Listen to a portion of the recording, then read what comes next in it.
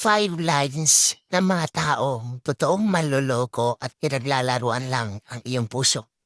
Number 1, kapag mayroon kang sinasabi at ipinapaliwanag kasi alam mo ang totoo, asahan mong sasabihin sabihin mo kung ano yung gusto mong sabihin.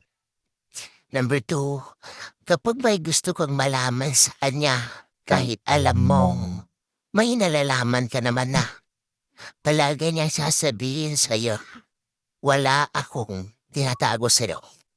Number 3, ipaparamdam sa'yong guilty ka at gagamitin niya ang linyang, basta ako, wala akong tinatago sa'yo.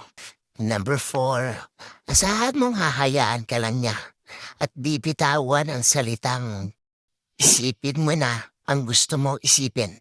Number 5, susubukan niya ang pagmamahal mo sa kanya.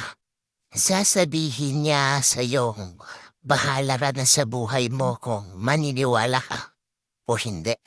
Alam mo, kung iyan palagi ang sinasabi sa'yo ng taong pilit mong ipinaglalaban, gusto ko lang sabihin sa'yo, hindi naman masama ang sumuko. Hindi naman masama ang bumitaw. Lalo na kung alam mo namang hindi na tama at napaglalaroan lang ang puso mong gusto lang naman ng tunay na pagmamahal. Tandaan mo yan.